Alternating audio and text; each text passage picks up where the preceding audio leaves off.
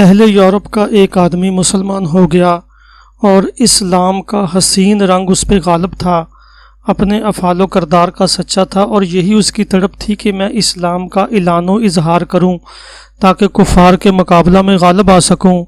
اظہار حقیقت میں اسے شرمندگی، حیا اور ڈگمگاہٹ ذرا برابر لاحق نہ ہوتی تھی۔ اگر کوئی بھی صورت نہ ہوتی وہ پھر بھی تبلیغ اسلام کا مناسب موقع فراہم کر لیتا تھا۔ وہ کہتا ہے، کافر حکومت کی ایک کمپنی نے کسی شعبہ میں ایک خالی اسامی کا اعلان کیا کہ اس میں ہمیں ملازم کی ضرورت ہے۔ یہ مسلمان جو اپنے اسلام کو فخریہ انداز پر پیش کرتا تھا، اس نے بھی درخواست پیش کر دی۔ ظاہر ہے اب شخصی معاملہ کھڑا ہو گیا اور اس کام پر رغبت و ریس کا میدان لگ گیا۔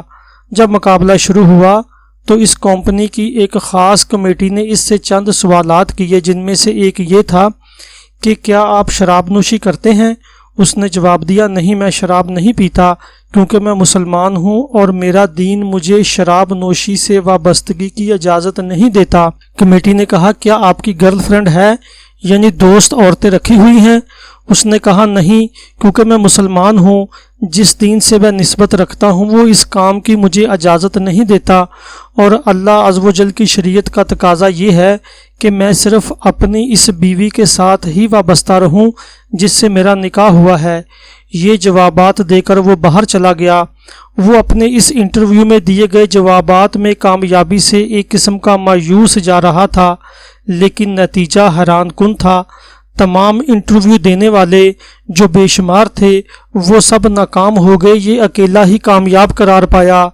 یہ کمیٹی کے ذمہ داروں کے پاس گیا اور پوچھنے لگا، جناب، میں تو یہ انتظار کر رہا تھا آپ مجھے اس جاب سے بطور سرزنش محروم کر دو گے، کیونکہ ایک تو میں آپ کے دین کا مخالف ہوں، دوسرا میں نے عیسائیت کو خیر آباد کہہ کر اسلام کو سینے سے لگایا ہے، لیکن میرے لیے یہ بات نہایت ہی ڈرامائی اور حیرت زدہ ہے کہ آپ نے اپنے عیسائی بھائیوں پر مجھے ترجیح دی اور کامیاب قرار دیا ہے۔ آخر اس کا راز کیا ہے، مجھے بتائیے۔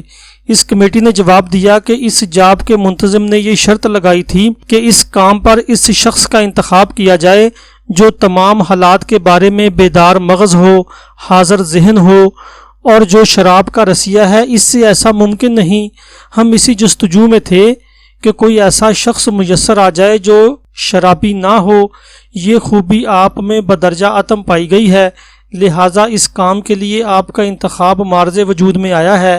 یہ مسلمان وہاں سے باہر آ رہا تھا اور اپنے مولا حقیقی کی حمد و ثنا سے اس کی زبان تر بتر تھی کہ اسلام کی بدولت اس نے کتنے عظیم احسان کیے ہیں، اور وہ یہ آیت بار بار دہرا رہا تھا جس کا ترجمہ ہے، جو اللہ رب العزت سے ڈرتا ہے اللہ رب العزت اس کے لیے نکلنے کا راستہ بنا دیتا ہے۔